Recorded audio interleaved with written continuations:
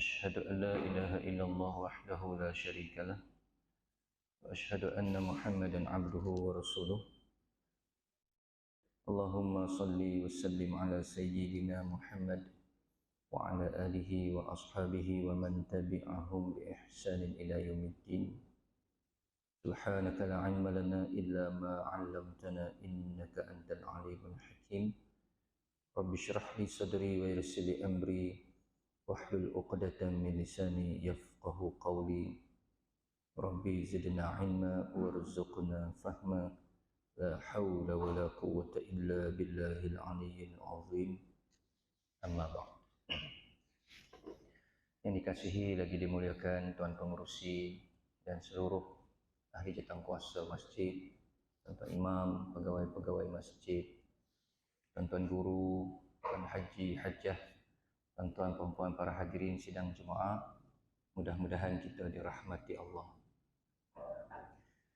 Alhamdulillah, puja dan puji kita rafakkan ke hadirat Allah Subhanahu wa taala kerana dengan izinnya pada pagi ini dapat kita bersama-sama melapangkan sedikit masa duduk di dalam majlis ilmu yang merupakan taman-taman syurga insya-Allah.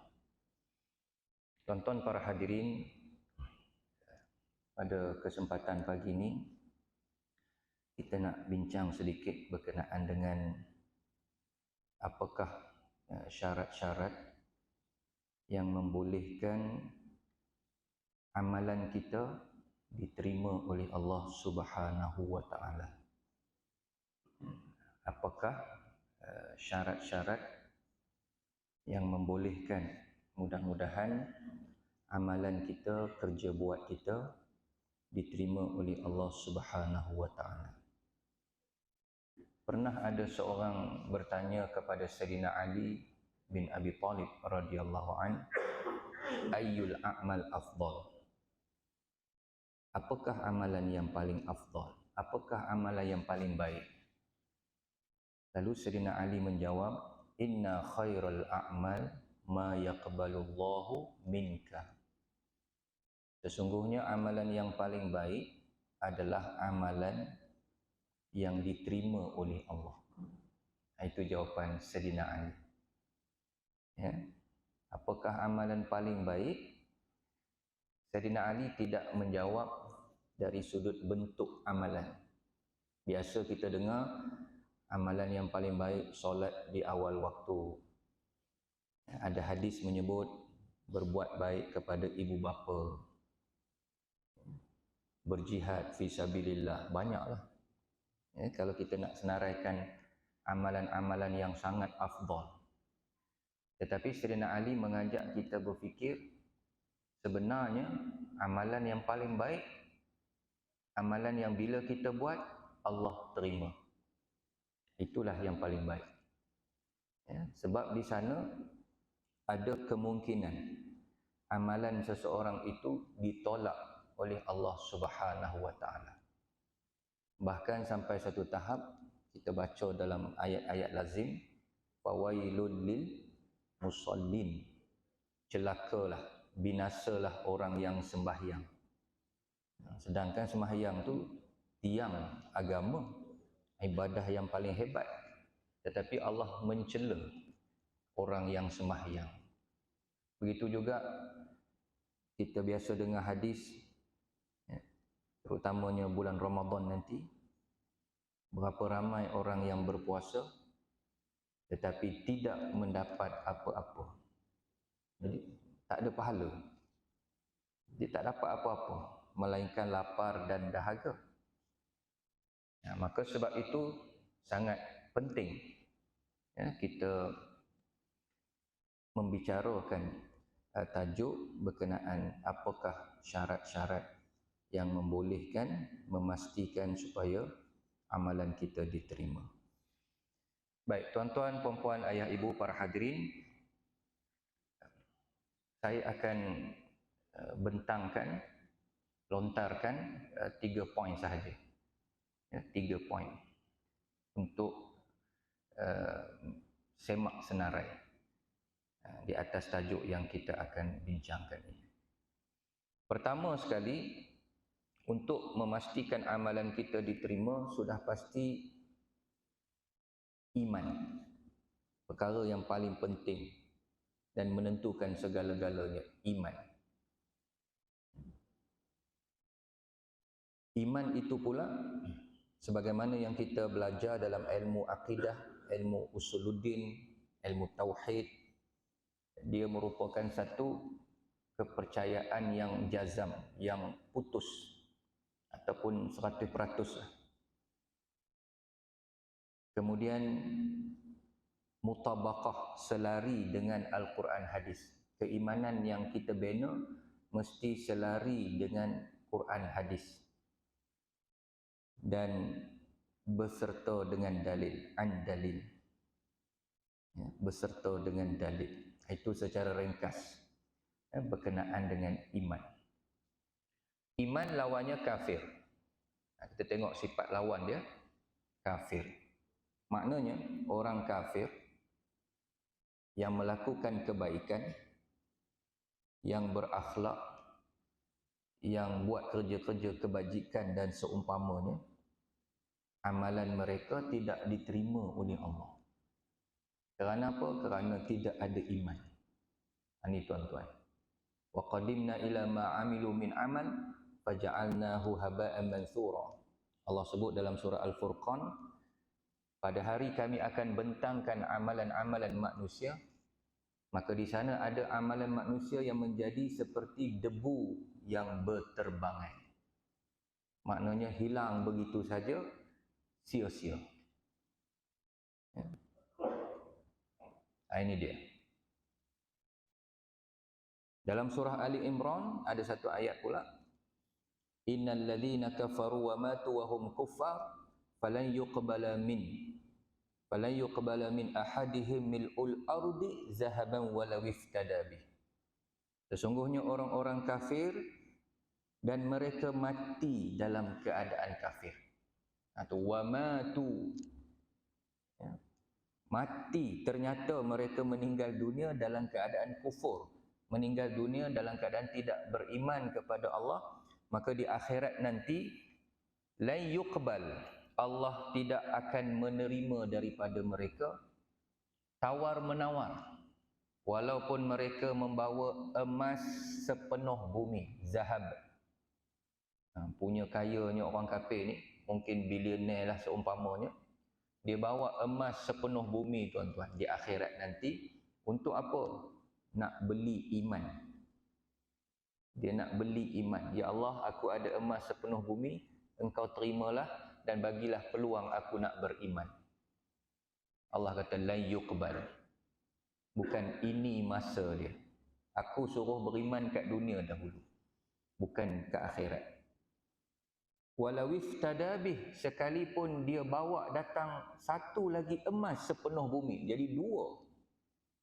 Cuba nak pujuk Allah, cuba nak sogok, ya, supaya menerima keimanannya ketika itu. Tetapi tetap takkan. Ulaika lahum azabun alim wa ma lahum min nasirin. Bagi mereka azab yang sangat pedih dan tidak ada siapa yang boleh menolong mereka ketika itu melainkan hanya Allah Subhanahu wa taala. Baik, sebab itulah tok-tok guru kita selalu pesan, selalu beritahu, mengingatkan kita bahawa iman adalah aset yang paling berharga. Walaupun kadang-kadang kat dunia ni kita tak nampak, kita tak rasa. Ya, dalam surah Ali Imran juga Allah menyatakan wala tahinu wala tahzanu wa antumul a'launa in kuntum mu'minin. Jangan kamu rasa sedih, jangan kamu rasa hina diri, sedangkan kedudukan kamu adalah tinggi di sisi Allah, dengan syarat kamu beriman kepadanya. In kuntum mu'minin. Ya, in kuntum mu'minin. Kemudian tuan-tuan, puan-puan, ayah, ibu, para hadirin yang dikasihi sekalian, iman bukan sahaja menjadi syarat untuk melayakkan amalan kita diterima oleh Allah, bahkan iman juga boleh kita sebut menjadi tiket, ya, untuk seseorang itu masuk ke dalam syurga Allah, pun mesti dengan iman. Melayakkan seseorang masuk ke dalam syurga Allah Subhanahu wa taala. Dan satu lagi yang tak kurang menariknya, disebut antaranya oleh Imam Nawawi rahimahullahu taala, bahawa bersepakat pegangan ahli sunnah wal jamaah bahawa orang yang beriman, yang ada iman dalam hatinya, dia tidak kekal di dalam neraka. Itu pun satu info yang perlu kita fahami. Selagi ada iman dalam hati dia, walaupun sebesar zarah, maksud iman ni dia percaya tidak ada Tuhan melainkan Allah. Dia yakin bahawa Islamlah satu-satunya agama yang Allah redha. Dan selama dia hidup, dia tidak pernah menghina agama, dia tidak pernah mempersendakan hukum-hukum Allah. Cuma barangkali dia bukan orang taat, tak sembahyang, tak tutup aurat, tapi dari sudut iman tu dia pegang. Tidak ada Tuhan melainkan Allah. Nabi Muhammad adalah pesuruh Allah. Apa yang Nabi bawa semua benar. Dia tak pernah menafikan hukum Allah. Cuma dia tak beramal. Bila tak beramal, dia diseksa mengikut kadar tempoh yang munasabah.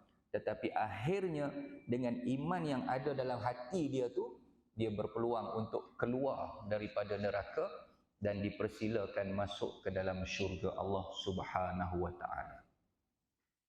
Begitu juga kalau kita baca hadis-hadis berkenaan hari kiamat. Tanda-tanda kiamat. Ada satu hadis menceritakan sebelum dunia ni kiamat, tuan-tuan, sebelum ditiup sangkakala, akan ada satu angin datang daripada sebelah Yaman. Ada kata datang dari sebelah Syam.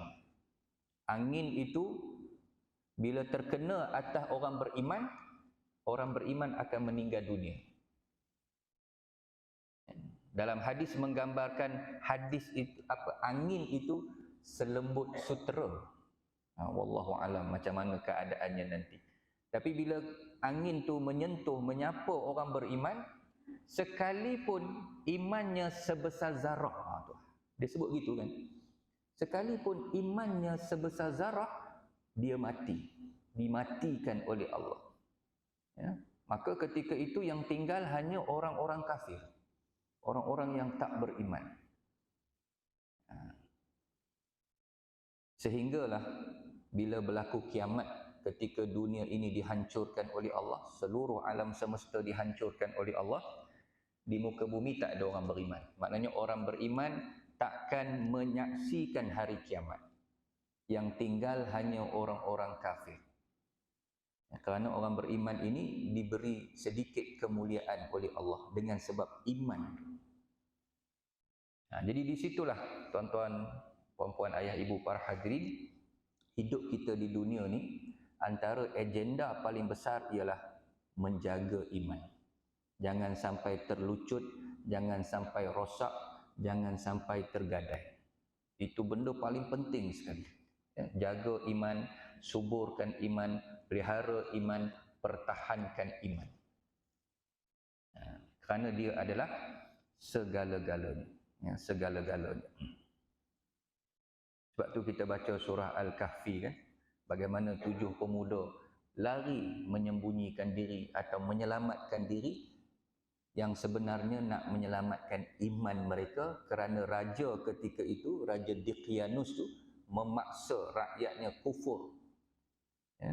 Memaksa rakyatnya kufur kepada Allah. Jadi selamatkan iman, lari. Iman adalah segala-galanya dalam hidup.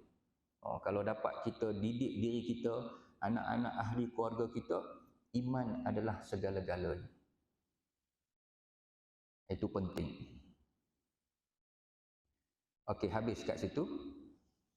Seterusnya tuan-tuan, puan-puan, para hadirin, kita pergi pula kepada poin yang kedua. Selepas daripada iman, untuk memastikan amalan kita diterima oleh Allah, iaitu ilmu.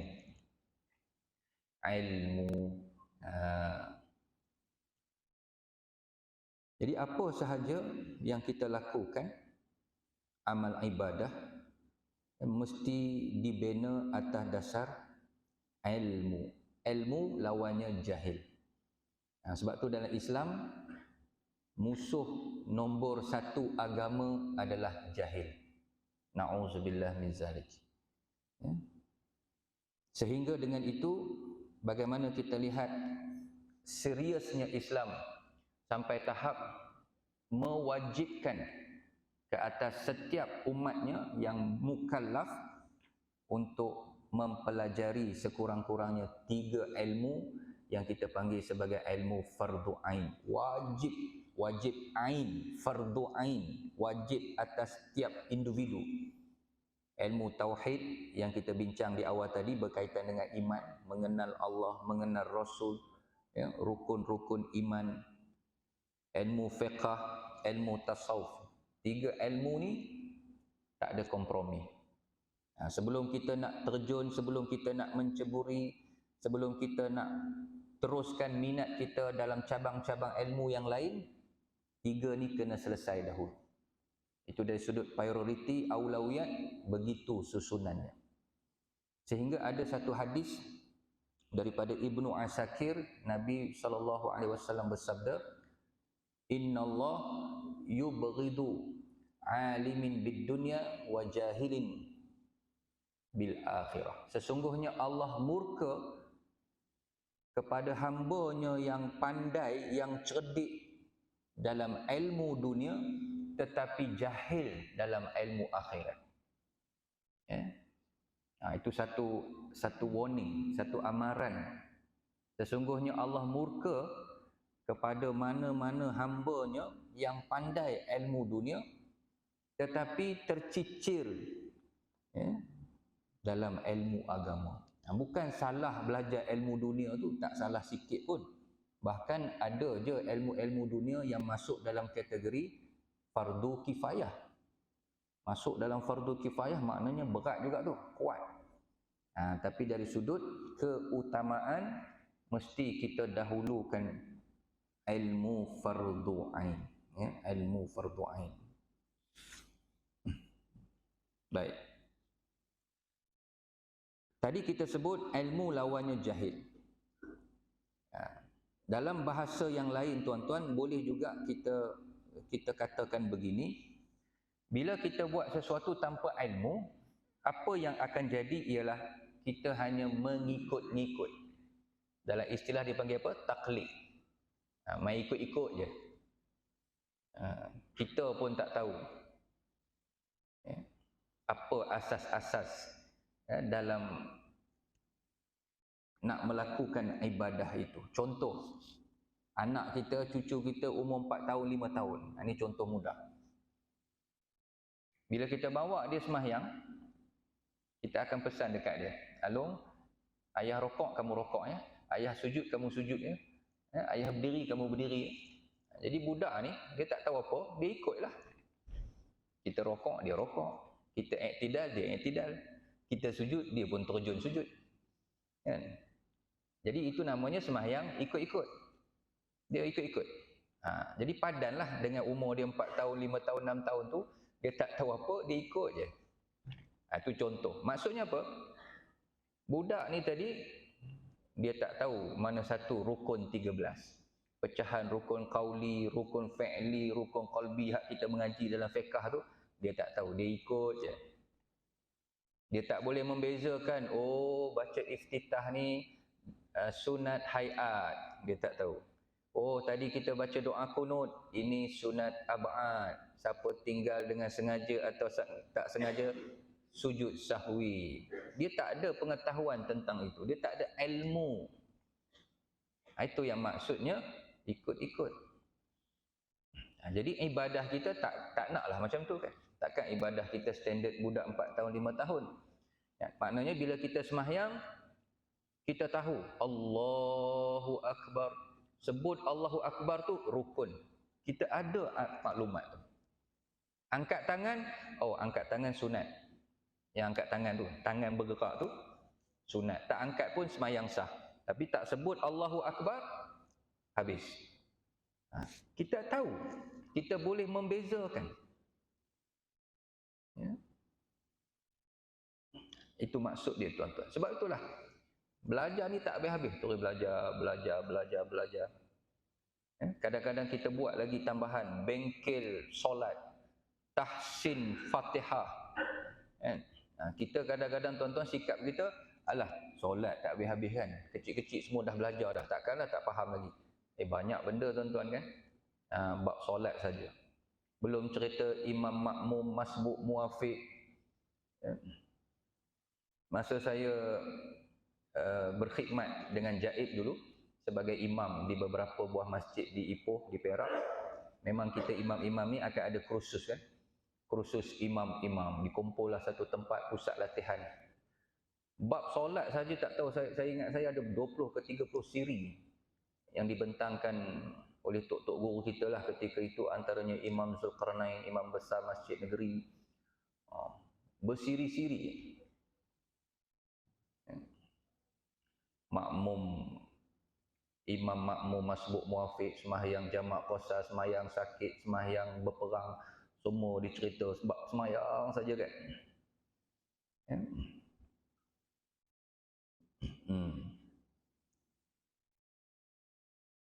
Jadi itulah maksud ilmu.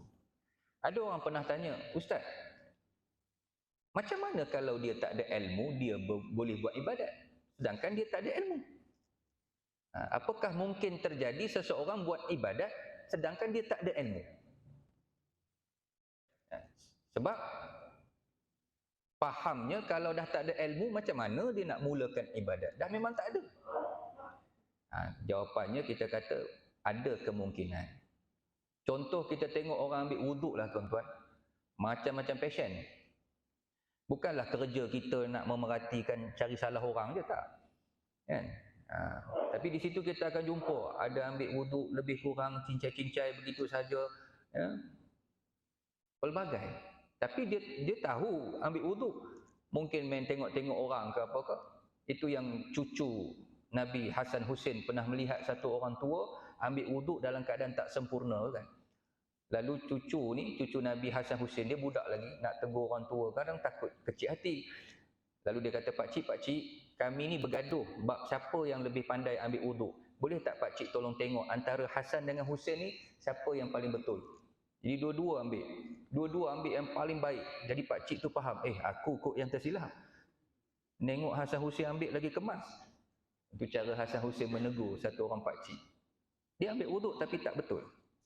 Begitu juga kita sembahyang, 7 anggota sujud, kaki tak jejak lantai lah apa semua kan.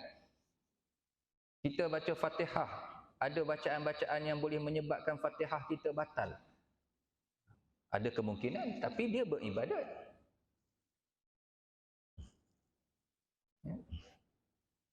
Jadi semuanya memerlukan ilmu. Ya. Baik, samalah tuan-tuan. Hari Jumaat kita sembahyang sujud sajadah kan. Yang tak pernah jumpa sujud sajadah mesti terkejut sebab dia rokok, orang lain terjun ke bawah. Kan? Itu dia pun tercengang-cengang, kenapa orang sujud? Sebab tak ada ilmu. Habis sembahyang barulah jemaah tegur, pagi Jumaat memang lain sikit sujud sajadah. Oh ya ke? Lepas tu sampai mati dia ingat. Dapatlah. Lepas tu tanya nak baca apa masa sujud sejadah tu, kenapa kena sujud sejadah, baru kita dapat maklumat. Ya? Ini biasa berlaku, kadang-kadang kita sendiri lalui bila kita tak tahu. Lepas sembahyang asar, semangat sangat bangun sembahyang sunat. Dia faham lepas sembahyang semua sembahyang sunat ada. Tak ada, itu ilmu. Kalau tidak jadi janggal.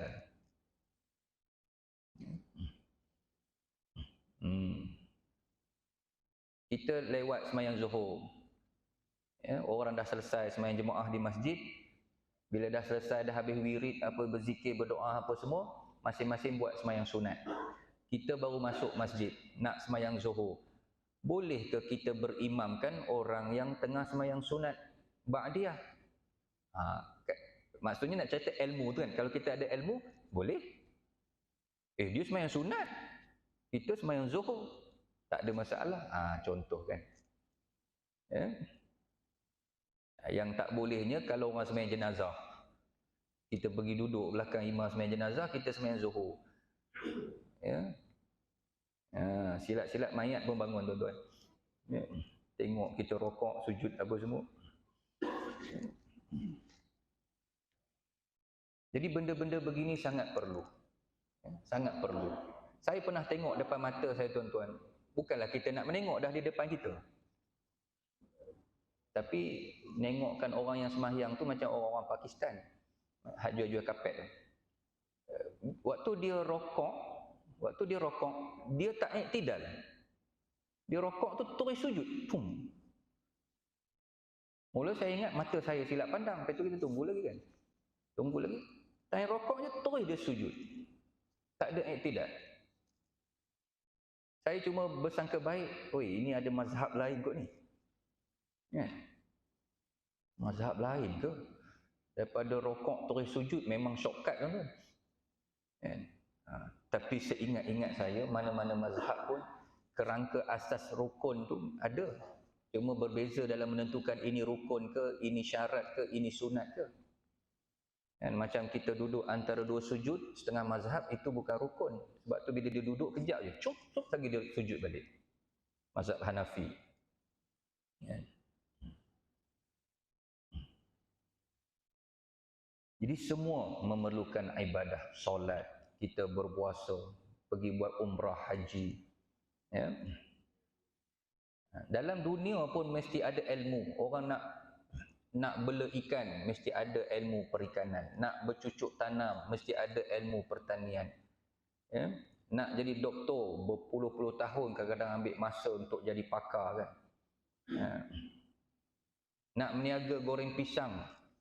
Ya, dulu viral goreng pisang cheese. Beratur kalau di Ipoh tu ada satu gerai tepi jalan, beratur orang tunggu goreng pisang cheese. Apa yang buat sedap tu? Kena ada ilmu. Minyak apa? Pisang apa yang sesuai untuk goreng pisang cheese? Bukan main goreng je.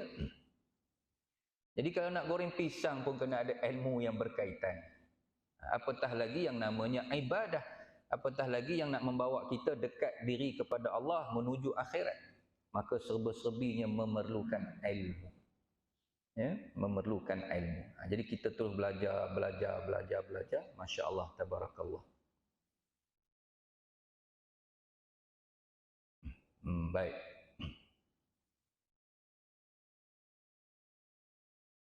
Dalam surah Al-Baqarah ayat 78. Wa minhum ummiyuna la ya'lamuna al-kitaba illa amaniyya wa inhum illa yadhunnun. Kebanyakan kamu, kata Allah, la ya'lamuna al-kitab, tidak mengetahui kitab. Maknanya tidak ada ilmu, orang awam.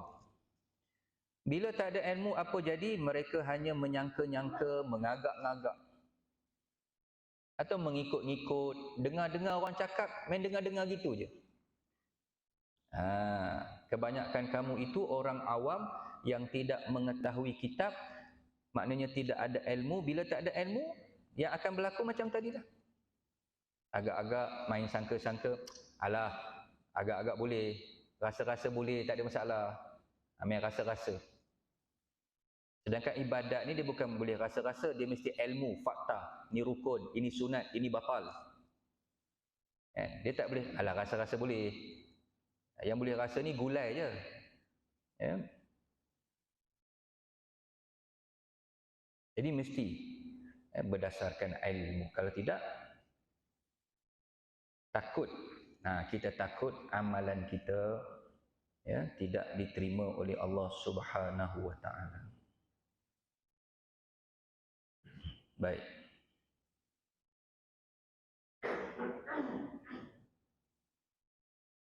Habis.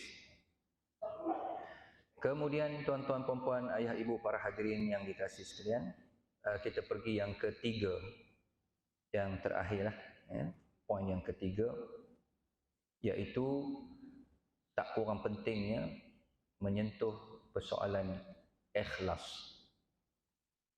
Ikhlas. Jadi ada 3 I di situ: iman, ilmu, ikhlas. Ikhlas. Wa ma umiru illa liya'budullaha mukhlishina lahuddin. Ya. Tiadalah kamu diperintahkan melainkan mukhlisin. Mukhlisin menjadi orang yang ikhlas kepada Allah Subhanahu wa taala. Sebab tu saya baca di awal tadi, fawailul lil musallin tu kan. Celakalah orang sembahyang. Oi. Berat ayat tu kan. Terkejut kita tuan-tuan, tiba-tiba Allah mencelakakan orang sembahyang. Kerana apa? Allazina hum yura. Yura ni riak. Jadi riak ni lawan kepada ikhlas. Sedangkan sembahyang itu sebaik-baik ibadah. Tapi Allah tak terima, reject. Sebab apa? Sebab tidak ikhlas. Yuraun. Mereka menunjuk-nunjuk, mempamerkan sembahyang mereka, ya, supaya mendapat sanjungan, pujian. Ya. Kita ni tuan-tuan kadang-kadang ada masalah, suka mencari perhatian manusia, nakkan perhatian manusia. Lagi masalah bila kita suka orang kagum dengan kita. Kita suka kalau orang kagum dengan kita, wow, rasa best je kan. Itu semua bahaya, dalam tasawuf bahaya. Ya, takut jadi ujub, jadi ghurur, jadi tertipu. Kenapa kita perlu mencari perhatian manusia sedangkan setiap detik Allah memerhati kita? Allah memerhati kita setiap saat, tak pernah lalai. Tapi yang kita duk cari perhatian manusia, dia perhatian Allah itu yang kita utamakan. Ya. Barulah ya, kita didik hati kita ni mukhlishina lahuddin, ya, semata-mata ikhlas kepada Allah Subhanahu wa taala. Kemudian ikhlas ni pula kita ulang kaji sebenarnya. Dalam kitab-kitab tasawuf dibahas bahawa ada 3 martabat pula. Ada 3 martabat orang yang ikhlas. Kita duduk di mana? Pertama, martabat yang paling rendah. Dia ikhlas tapi grade tu rendah lah. Macam mana? Seseorang yang melakukan amalan kerana Allah.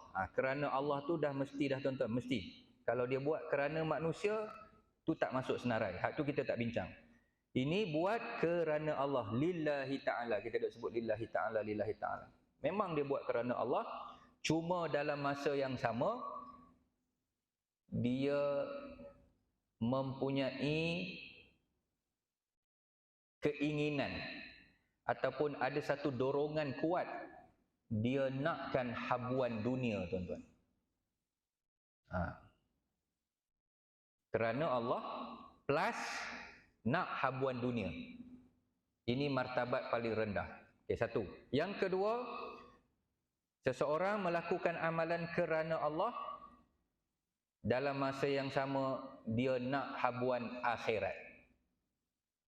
Jadi kerana Allah plus habuan akhirat. Ini martabat yang kedua, sekaligus martabat yang sederhana. Yang lagi baik pada yang tadilah, tadi yang paling rendah. Manakala yang ketiga tuan-tuan, ini martabat paling tinggi. Maqam, kalau bahasa tasawuf maqam. Dia dah sampai level yang tinggi. Apa dia? Seseorang itu melakukan amalan kerana Allah tanpa memikirkan habuan dunia, tanpa memikirkan habuan akhirat. Hak ni dahsyatlah. Ya. Level-level kayangan di sisi Allah. Contoh, kita ambil contoh. Seseorang dia amalkan membaca surah Al-Waqi'ah. Seperti mana yang kita tahu dalam hadis sebut, surah Waqi'ah ni siapa amal, insya-Allah dia tak akan jadi papa kedana, tak akan ditimpa kemiskinan. Bahkan ada hadis menyebut suratul ghina. Surah Waqi'ah ni surah jadikan orang kaya. Ghina ni kaya. Nak jadi kaya, amalkan surah Waqi'ah. Jadi itulah maksud dia beramal kerana Allah, tetapi dalam masa yang sama dia nak kaya. Itu dipanggil habuan dunia. Dia nak murah rezeki kalau bahasa kita. Ya Allah, bagilah aku ni murah rezeki, dengan aku kaya nanti aku boleh infak insya-Allah, nak pergi Mekah, buat ibadat haji umrah, nak bantu mak ayah di kampung. Dia pasang lagi niat-niat yang baik. Ya, itu contoh beramal kerana Allah tapi dalam masa yang sama dia nak habuan dunia. Apa habuan dunia di situ? Murah rezeki. Salah tak? Tak salah sikit pun, tapi martabatnya rendah. Tak salah, itu ikhlas tu. Atau apa lagi, semayang sunat duha kan? Orang kata sunat duha ni magnet rezeki.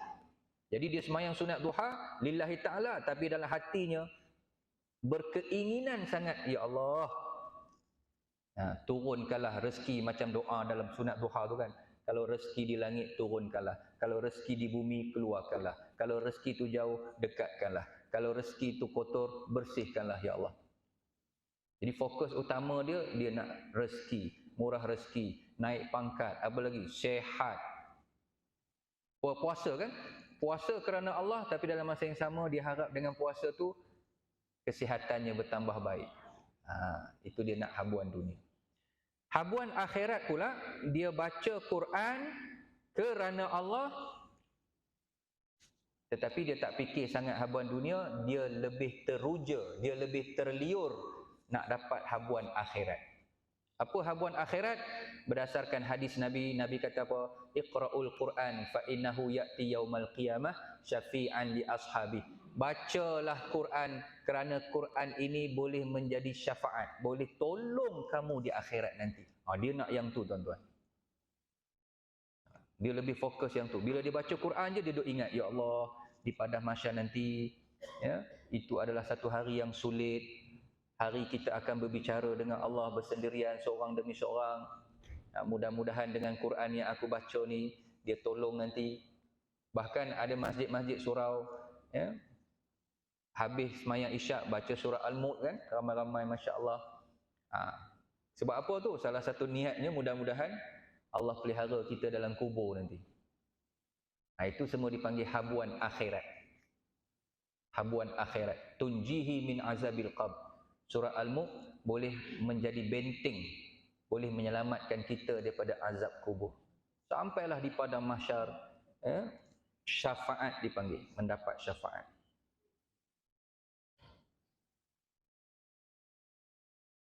Tuan-tuan datang ke masjid, jaga solat jemaah.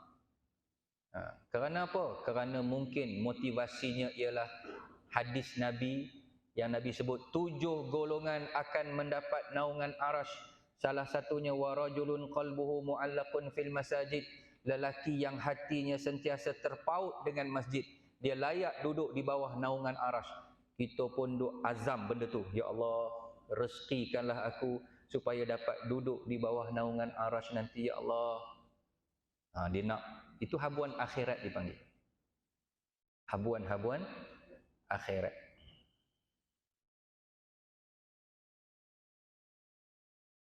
Baik. Kita juga tuan-tuan biasa dengar kelebihan sedekah. Kelebihan sedekah bagi orang yang sakit, diuji dengan kesakitan. Salah satu nak cepatkan proses sembuh, selain daripada pergi jumpa doktor, ambil ubat gitu gini, salah satu yang dianjurkan bersedekah. Pelik kan tuan-tuan? Dianjurkan bersedekah. Jadi kita pun bersedekahlah dengan harapan mudah-mudahan cepat sihat. Itu habuan dunia. Tapi ada orang bersedekah kerana apa? Kerana dia pernah dengar hadis, siapa yang bersedekah, bagi orang makan, bagi orang minum, ya, sedekah, infak, Allah akan jauhkan dia daripada neraka sejauh 7 parit. Antara satu parit dengan satu parit jaraknya 500 tahun perjalanan. Jadi dia bersedekah tu dengan niat, ya Allah, peliharalah aku daripada azab api neraka. Peliharalah ahli keluargaku dengan asbab sedekah ini daripada azab api neraka. Ada orang bersedekah supaya biarlah cepat sembuh. Itu habuan dunia. Yang satu habuan akhirat. Manakala maqam yang paling tinggi, yang ni susahlah nak buat tuan-tuan, kita boleh kongsi saja. Ini makam-makam para nabi, ya, wali-wali Allah, golongan-golongan kita panggil apa? Arif billah, ahli-ahli makrifat. Mereka beramal tak fikir pun habuan dunia, tak fikir pun habuan akhirat. Oh, tak fikir. Habis apa yang diorang fikir, Ustaz? Diorang fikir Allah saja. Redha Allah, nakkan cinta Allah.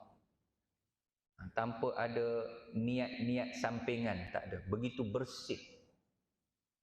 Syurga dia orang tak fikir, neraka dia orang tak fikir, arasy dia orang tak fikir, semua tak fikir. Kerana apa? Kerana bagi mereka, golongan yang dah sampai tahap ni tuan-tuan, kalau kita beramal sebab nak syurga, sebab nak pahala, sebab nak habuan akhirat, dia kata syurga itu masih makhluk, dia kata. Ini cara fikir dia orang. Syurga tu kan makhluk. Jadi kalau kita beramal kerana Allah, lepas tu nakkan syurga, seolah-olah bagi mereka dah mensyirikkan Allah. Sedangkan Allah tunggal esa, hanya Allah sahaja. Oh, dahsyatlah. Ya. Syurga tu masih makhluk. Depa tak nak ada dalam ibadah tu bercampur dengan makhluk. Nak Allah je. Payahlah kan. Ya. Macam kita sebagai anak yang masih ada mak ayah, kita jaga mak ayah kita tu ada sebab tak? Ada niat-niat, ada agenda sebaliknya tak? Ataupun memang ini mak ayah aku, ni mak ayah kita ni. Ataupun kita duk nampak sagi dapat lebih tanah ke, dapat habuan harta kot dia bagi lebih kat kita ke, itu ada niat. Ini kita tak peduli. Aku nak redha mak ayah je. Aku nak redha mak ayah je. Sebab redha Allah terletak pada redha mak ayah. Jadi dia tak fikir lain. Dia tak fikir nak dapat itu ke sagi mak ayah bagi lebih ke, tak ada. Ini anak yang betul-betul soleh. Atau dia tak kecil hati pun, walaupun dia dah jaga penat-penat, tengok-tengok sagi adik-beradik lain pula dapat lebih. Dia tak kecil hati. Dia tak peduli semua tu. Kerana dia meletakkan redha mak ayah tu segala-galanya. Dia tak ada agenda lain. Dia gitu tuan-tuan. Ya, jadi ada di kalangan hamba-hamba Allah, bila dia beribadah, dia hanya Allah. Dan mereka tak perlu sibuk-sibuk fikir pasal syurga, pasal neraka, kerana bila Allah dah redha, bila Allah dah cinta tuan-tuan, takkanlah Allah nak letak dalam neraka hamba dia yang dia dah cinta. Gitu kan. Jadi bukanlah mereka tak nak masuk syurga, tak nak masuk nak masuk neraka, bukan. Tapi fokusnya tu cukuplah kepada Allah. Bila Allah dah cinta, Allah dah sayang, insya-Allah tempatnya syurga. Jadi syurga tu kamu tak payah fikir, kamu buru sahaja cinta Allah, redha Allah.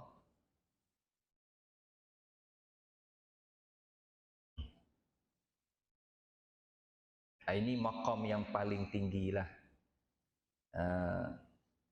Kita tak sampai tahap tu tak ada masalah. Allah pun sebut dalam Quran, hum darajatun indallah. Kamu ni mempunyai darjat-darjat yang berbeza-beza. Kita kat dunia pun ada orang pangkat datuk, ada dapat tan sri, ada dapat, itu berbeza-beza, tak ada masalah. Yang penting kita masih dalam circle, dalam lingkungan ikhlas. Jangan terkeluar. Itu berat. Mungkin makam rendah, tak apalah. Sekurang-kurangnya lulus juga. Ya, mungkin level kita buat sesuatu kerana Allah, tapi ada motivasi yang kuat nak habuan dunia, tak apa. Jangan kerana Allah tu hilang terus dunia. Itu memang habislah. Kan? Kalau nak upgrade kerana Allah, nak habuan akhirat. Itu nampak cantik sikitlah. Ya? Nak sampai yang tinggi tu mungkinlah payah. Saya pun boleh bercakap ya tuan-tuan. Ya, sebab ini dia dah masuk ilmu hakikat, dia dah masuk ilmu tasawuf sikit kan. Sebab ilmu tasawuf ni, tok-tok guru kita selalu bagi tahu, dia ilmu rasa. Dia bukan ilmu teori yang kita baca kitab tu teori. Tasawuf ni dia rasa. Macam mana nak rasa? Dia kena praktik. Dia kena mujahadah. Ada istilah dipanggil tarikat, ada bersuluk. Itu semua jalan-jalan nak praktik supaya akhirnya Allah bagi rasa. Baru dapat. Ya, contoh, nak cerita pasal rasa ni tuan-tuan. Masa saya jadi imam di Perak dulu, satu tempat namanya Keruh, Pengkalan Hulu. Hulu Perak. Di situ saya pernah makan satu durian, buah durian yang seingat saya selama saya hidup, durian yang paling sedap sekali. Cuma saya tak ingat apa grade dia, saya main makan dia. Tapi dia punya rasa tu tuan-tuan, dengan lemak dia, dengan lembut dia, dengan gebu dia tu, Masya Allah, tabarakallah. Sedap gila. Baik, bila saya cerita macam tu, apa tuan-tuan rasa? Kan? Tak rasa apa, cuma dengar je. Yang rasa ulas-ulas durian tu saya. Saya je yang tahu macam mana keenakan durian tu. Tuan-tuan mungkin macam terliur je lah kan, macam, ui, macam sedap ni kan. Sehinggalah tuan-tuan rasa sendiri buah durian tu yang saya maksudkan, barulah tuan-tuan mengerti hakikat. Oh, yang ni yang ustaz cakap ni memang sedap lah kan. Jadi tasawuf dia begitu. Bila ahli-ahli sufi, ulama-ulama makrifah ni bercerita, kadang-kadang kita tak sampai sebab kita tak rasa tahap tu kan. Kita tak duduk pada tempat dia. Kita hanya dengar, kadang-kadang pening pun. Apa benda ni? Itu dipanggil apa? Ada satu istilah tu, man lam yadhub lam yadri. Siapa yang tidak merasa, dia tak akan tahu. Ular berbisa, semua orang tahu ular bisa. Tapi orang yang dah kena patuk dengan ular, oh lain macam. Dia tahu hakikat bisa tu macam mana. Hantu, kalau cerita hantu seram, semua tahu seram. Tapi selagi tak jumpa hantu depan mata, tak sama dengan kita sekadar dengar cerita je kan. Jadi tasawuf ni benda berasa. Baru Allah bagi. Ya. Setelah kita praktik ataupun kita bermujahadah. Baik, tuan-tuan para hadirin sidang jemaah yang dikasihi sekalian, akhir sekali berkenaan dengan ikhlas ni, dalam surah Al-Hijr ayat 39 ayat 40 macam tu, bagaimana kita lihat iblis syaitan, dia bersumpah di hadapan Allah. Dia buat satu aku janji untuk menyesatkan anak-anak Adam, kita semua. Itu memang agenda dia lah, kita pun dah tahu. Ya? Tapi dia kata apa? Illa ibadaka minhumul mukhlasin. Aku akan sesatkan anak-anak Adam ni kecuali aku tak mampu sesatkan orang-orang yang ikhlas. Jadi dia sendiri dah mendedahkan. Ya? Iblis sendiri faham. Cuma di situ dari sudut perbahasan bahasa Arab, dia tak guna mukhlisin, dia guna mukhlasin. Lam tu baris atas. Biasa lam baris bawah. Wa ma umiru illa liya'budullaha mukhlis. Ada orang nama mukhlis. Tapi iblis dia tak guna mukhlis, dia guna mukhlas. Mukhlasin. Ada beza ke ustaz? Ya, ada beza. Kalau mukhlis, lam baris bawah, dalam bahasa Arab dipanggil isim fa'il. Kalau mukhlas, lam baris atas dipanggil isim maf'ul. Jadi iblis dia guna isim maf'ul dalam perkataan itu. Apa maksud isim maf'ul? Ikhlas tu Allah yang bagi. Ikhlas tu Allah yang bagi. Kalau mukhlis, orang yang ikhlas. Si pelaku tu. Jadi iblis pun faham ikhlas ni bukan senang, dia adalah satu hadiah anugerah daripada Allah. Bila Allah bagi ikhlas, Allah bagi tu panggil mukhlas. Bila kita dah dapat ikhlas tu, barulah kita dipanggil mukhlis. Proses dia macam itulah lebih kurang. Ya. Jadi kita mujahadah lah, mujahadah jiwa hati kita. Mudah-mudahan akhirnya Allah kurniakan kepada kita keikhlasan itu. Wa ma umiru illa liya'budullah mukhlishina lahuddin. Baik, habis. Jadi tuan-tuan, puan-puan, ayah ibu, para hadirin sidang jemaah yang dikasihi sekalian, begitulah sedikit perkongsian untuk pagi ini.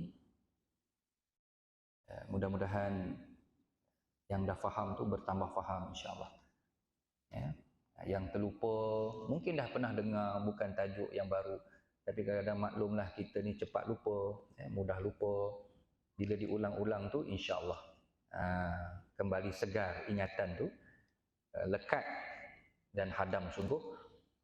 Bahkan insya-Allah boleh kita kongsi-kongsikan, boleh kita sampaikan pula pada ahli keluarga kita, pada anak-anak kita, kerana ini satu tajuk yang bukan kecil tuan-tuan, tajuk yang nak memastikan amalan kita Allah terima.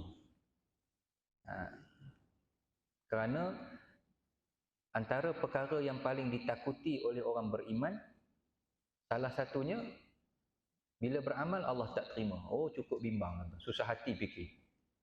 Hatta kita sampai hari ni pun tak ada siapa yang berani mengatakan amalan yang kita buat ni semua Allah terima. Kita hanya berharap saja. Itu dipanggil rojak. Kita berharap mudah-mudahan ya Allah. Tapi kena penuhilah syarat-syarat tu. Dan dia ada kriteria dia kan. Kita hanya memenuhi syarat-syarat tu. Selebihnya kita serah kepada Allah. Ya Allah, terimalah amalan kami. Tu kita duduk taqabbalallahu minna wa minkum kan. Tak lekang-lekang daripada lidah kita. Terimakanlah. Terimalah ya Allah. Hatta bila kita dapat berita kematian ahli keluarga kita, kawan-kawan kita, antara yang kita minta ya Allah terimalah amalannya untuk dibawa bekalan bertemu dengan Engkau. Kalau tak terima habis. Dengan rahmat Allah juga, dengan belas kasih Dialah kita mengharapkan sebegitu, mudah-mudahan insya-Allah. Alhamdulillah, terima kasih atas kehadiran dan perhatian tuan-tuan. Terima kasih juga kerana memberi laluan untuk kita berukhuwah pada pagi ini. Mohon maaf di atas segala kekurangan. Ada rezeki kita berjumpa lagi insya-Allah di masa-masa yang mendatang. Dan sebelum kita akhiri kuliah, seperti biasa jadual kuliah saya di Sarawak ni disusun oleh kekanda saya Dr. Hazman di bawah NGO Puitis. Jadi kalau tuan-tuan ada lebihan rezeki, sudilah kiranya menyumbang, ada tabung dekat pintu tu, ataupun boleh ambil nombor akaun seperti biasa sebagai bekalan kita, sebagai saham kita di akhirat nanti. Dengan menyumbang RM1, RM2, lebih baik kalau dapat kita niatkan wakaf. Mudah-mudahan pahala tu sampai kepada arwah mak ayah kita yang sudah pergi, arwah adik-beradik kita barangkali kan. Kerana sedekah jariah ni semua orang tahu. Dia punya pahala dia lain macam. Dia boleh berterusan sampai ke alam kubur. Dia menjadi pencen kepada orang-orang yang dah meninggal dunia. Jadi kuliah saya selama 3 hari, daripada semalam sampai Ahad lah. Ahad dah balik ke Semenanjung lah. Sepenuhnya disusun oleh Dr. Hazman di bawah NGO Puitis. Dan terima kasih kepada tuan-tuan perempuan yang selama ini telah menyumbang. Jazakumullah khairal jaza. Hanya Allah yang mampu membalas dengan sebaik-baik balasan dan ganjaran, insya-Allah. Innallaha la yudhi'u ajra man ahsana amala. Sesungguhnya Allah pasti takkan mensia-siakan amalan baik hamba-hambanya, insya-Allah. Kita akhiri dengan sama-sama membaca tasbih kafarah dan suratul Asr. Subhanakallahumma wa bihamdika asyhadu an la ilaha illa